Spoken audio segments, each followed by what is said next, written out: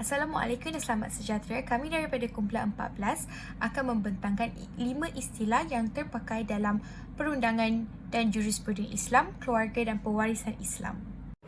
Maksud rawi al-hadith dalam bahasa Arab ialah kata rawi atau al-rawi berarti orang yang meriwayatkan atau memberikan hadis. Peti dalam hadis ialah telah menceritakan kepadaku Muhammad bin Ma'mur bin Rabi al-Kasi. Katanya telah menceritakan kepadaku Abu Hisyamah al-Mansumi dari Abu al-Wahid iaitu Ibn Ziyad. Katanya telah menceritakan kepadaku Usman bin Hakim. Katanya telah menceritakan kepadaku Muhammad al-Muzakadir dari Aman dari Usman bin Affan. Ia berkata, barang siapa yang berwudu dengan sempurna sebaik-baiknya wudu, keluarlah dosa-dosanya dari seluruh badannya, bahkan dari bawah kukunya. Ahli Sunnah wal Jamaah bermaksud kumpulan orang yang berpegang kepada Al-Quran, Al-Sunnah dan pendapat para sahabat yang bersepakat di atas kebenaran yang nyata dari kitab Allah dan Sunnah Rasulullah SAW.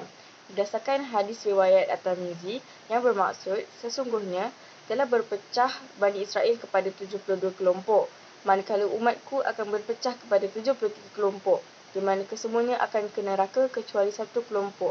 Mereka bertanya, siapakah mereka itu, wahai Rasulullah? Baginda SAW menjawab, mereka adalah golongan yang berpegang kepada ajaranku dan para sahabatku. Berpandukan dalil-dalil, jelas menunjukkan perkataan Al-Sunnah ini bukanlah istilah yang datang kemudian. Sebaliknya, ia bersumberkan lisan Rasulullah SAW itu sendiri. Firman Allah dalam surah Al-Hajj ayat 7 yang bermaksud, dan apa jua perintah yang dibawa oleh Rasulullah kepada kamu, maka terimalah serta amalkan. Dan apa jua yang dilarangnya, maka tinggalkanlah. Istilah yang seterusnya adalah ijab dan kabul. Dari segi bahasa, ijab dan kabul bermaksud tawaran dan penerimaan. Dari segi istilah, ijab kabul adalah istilah fiqh bagi akad. Dalam konteks ini, ijab adalah ucapan oleh wali pengantin perempuan ketika hendak menikahkan anak puterinya, manakala kabul adalah ucapan pengantin lelaki untuk menunjukkan kesediaannya untuk menikahi perempuan tersebut.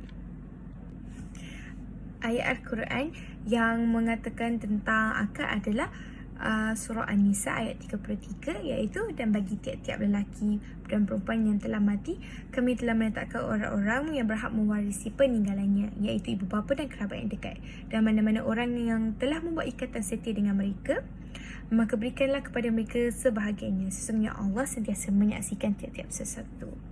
Bagi hadis yang telah diriwayatkan oleh Ibnu Hibban, Rasulullah SAW bersabda, tidak ada pernikahan yang sah kecuali dengan wali dan dua saksi yang adil. Apabila ada pernikahan tanpa dua hal itu, maka itu adalah batil. Jika kalian saling berselisihan pendapat, maka pemimpin Muslim adalah wali bagi orang yang tidak mempunyai wali. Itu sahaja. Seterusnya, saya akan menerangkan secara ringkas tentang Al-Far'u.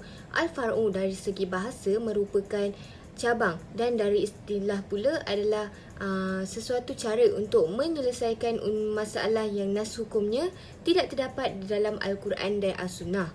Al-Far'u atau Qiyas sangat diperlukan masa kini kerana ianya merupakan antara sumber hukum Islam dan sumber keempat hukum Islam selepas Al-Quran, As-Sunnah dan Ijma'. Dengan cara menetapkan hukum secara perbandingan dengan sesuatu yang ditetapkan hukum berdasarkan kepada An-Nas. Al-Far'u diaplikasikan dalam menentukan hukum tersebut kerana terdapat persamaan ilah dalam sesuatu kejadian itu. Sekian, terima kasih.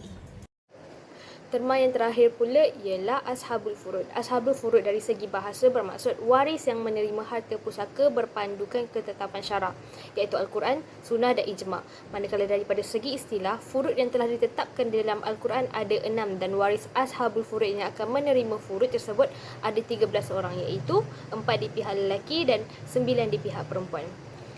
Di dalam ayat surah Al-Quran, surah An-Nisa ayat 11 dan 12 ada menyatakan tentang perintah Allah mengenai pemberian harta pusaka ataupun faraid dan cara-cara untuk memberikan harta pusaka tersebut.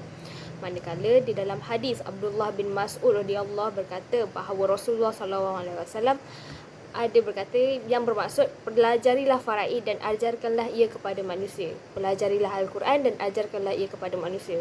Sesungguhnya aku adalah manusia yang akan digenggam dan sesungguhnya ilmu tersebut akan digenggam dan nanti akan timbul fitnah-fitnah sehingga nanti apabila dua orang berselisih mengenai pembahagian harta pusaka, tidak ada orang yang dapat menyelesaikan antara kedua-duanya. Riwayat Al-Nasai. Oleh kerana ashabul furud berkaitan dengan faraid, maka contoh daripada surah dan hadis yang diberikan adalah ayat yang berkaitan tentang pembahagian harta faraid.